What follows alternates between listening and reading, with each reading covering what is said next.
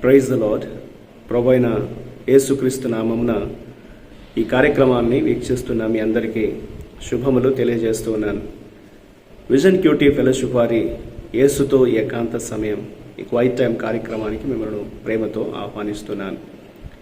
దేవుని వాక్యాన్ని అనుదినము ధ్యానం చేస్తూ మన ఆత్మీయ జీవితంలో ఎదుగుటకు దేవుడు మనకు అనుగ్రహిస్తున్నటువంటి సమయాన్ని బట్టి ప్రభుకు వందనాలు తెలియజేస్తున్నాను. మనం మార్క్ సువార్తను ధ్యానం చేస్తూ ఉన్నాం. అనేకమైన పాఠాలు ఈ యొక్క సువార్త నుండి నేర్చుకోవడానికి దేవుడు మనకు సహాయం చేస్తూ ఉన్నారు. ఈరోజు మన ధ్యానం కొరకై ఏర్పరచిన లేఖన భాగము మార్క్ సువార్త 14వ అధ్యాయము 43వ వచనం నుండి 52వ వచనం వరకు. ఈ భాగంలో మనం 43 నుండి 46 వరకు మొదటగా చదువుకుందాం. వెంటనే ఆయన ఇంకను మాట్లాడుచుండగా 12 మంది శిష్యులలో ఒకడైన ఇస్కరియోతు యూదా వచ్చెను. వానితో కూడా బహుజనులు కత్తులు గుదియలు పట్టుకొని ప్రధాన యాజకుల యొద్ద నుండి, శాస్త్రుల యొద్ద నుండి, పెద్దల యొద్ద నుండి వచ్చిరి. ఆయనను అప్పగించువాడు నేనెవరిని ముద్దు పెట్టుకొందునో ఆయనే యేసు, ఆయనను పట్టుకొని భద్రంగా కొనిపోవుడని వారికి గురుతు చెప్పి ఉండెను. వాడు వచ్చి వెంటనే ఆయన యొద్దకు పోయి బోధకుడా అని చెప్పి ఆయనను ముద్దు పెట్టుకొనగా వారు ఆయన మీద పడి ఆయనను పట్టుకొనిరి. ఈనాటి లేఖన భాగం ఆధారంగా మనం ఏర్పాటు చేసుకున్న అంశం ఏదనగా ద్రోహము మరియు విడిచి వెళ్ళుట, బిట్రైడ్ అండ్ అబాండన్డ్. నేటి లేఖన భాగం యొక్క సారాంశాన్ని మనం గమనించినట్లయితే, ఇస్కరియోతు యూదా రోమా సైనికులను మరియు దేవాలయపు కాపలాదారులను వెంటబెట్టుకొని యేసునొద్దకు తీసుకొని వచ్చి యేసును వారికి అప్పగించాడు. సైనికులు యేసు వద్దకు రాగానే ఆయన శిష్యుల్లో ఒకడు ప్రధాన యాజకుని సేవకుని చెవిని తెగ నరికాడు. అయితే యేసు దీనిని క్షమించలేదు. ఆయన బంధింపబడకుండా వారితో పోరాడలేదు. ఆయన ఈ గుంపు ద్వారా ఒక దోపిడీదారునిగా వ్యవహరించబడుటకు, ఆయన అతిక్రమం చేయవారిలో ఎంచబడిన వాడాయను అని ప్రవచించిన లేఖనాల నెరవేర్పు ఇదని వారికి చెప్పి ఉన్నాడు. వారు యేసును బంధించినప్పుడు శిష్యులు ఎవరు కూడా ఆయనతో నిలవలేక శిష్యులందరూ ఆయన విడిచిపెట్టి పారిపోయి ఉన్నారు.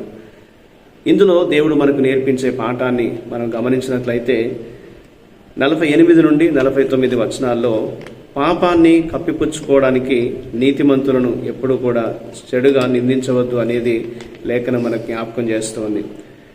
ఈ రోజుల్లో మనం మన ఆత్మీయ జీవితంలో ఎవరిని కూడా నిందించకుండా ఉండాలి అనేది దేవుడు మనకు జ్ఞాపకం చేస్తున్నాడు.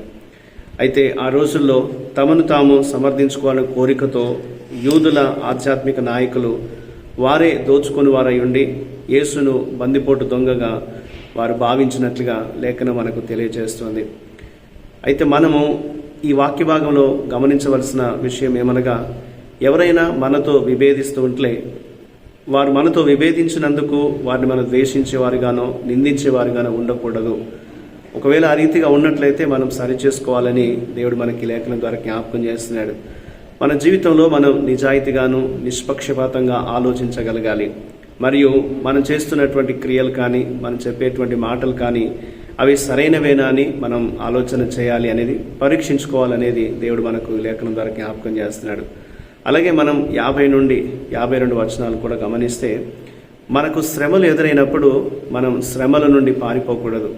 మన శ్రమల నుండి పారిపోయినట్లయితే మనం యేసుకు వెన్నుపోటు పొడిచినందుకు సిగ్గుపడవలసి వస్తుంది అనేది లేఖనం మనకు తెలియజేస్తుంది. యేసును బంధించడానికి వచ్చినటువంటి సమూహానికి భయపడి దిగంబరంగా పారిపోయినటువంటి యువకుడి చిత్రం ద్వారా ఇది మనకు చూపించబడుతుంది. యేసును వెంబడిస్తున్నప్పుడు మనం ఎదుర్కొనేటువంటి కష్టాలు సిగ్గుపడవలసినవి కావు అనేది మనం గుర్తుంచుకోవాలి. యేసును విడిచిపెట్టే పిరికితనంలో నిజమైన అవమానం ఉంది అనేది మనం ఆలోచన చేయాలి. కాబట్టి మన జీవితంలో మనం యేసును వెంబడిస్తున్నందుకు ఎటువంటి శ్రమలు కష్టాలు మనకు ఎదురవుతున్నా సరే యేసు కొరకు మనం చివరి దాకా స్థిరంగా నిలబడాలి అనేది దేవుడు మనకు ఈ లేఖనం ద్వారా ఒక పాఠంగా నేర్పిస్తున్నాడు. కాబట్టి ఈ యొక్క వాక్య భాగం ద్వారా 2 విషయాలు మనం అర్థం చేసుకోవాలి. మొదటిది, మనం ఎవరిని కూడా నిష్కారణంగా నిందించకూడదు. మనం మన పాపాన్ని కప్పిపుచ్చుకోవడానికి ఇతరుల మీద చెడుగా మాట్లాడకూడదు అనేది, నీతిమంతులను చెడుగా చూపించకూడదు అనేది దేవుని వాక్యం మనకు జ్ఞాపకం చేస్తుంది.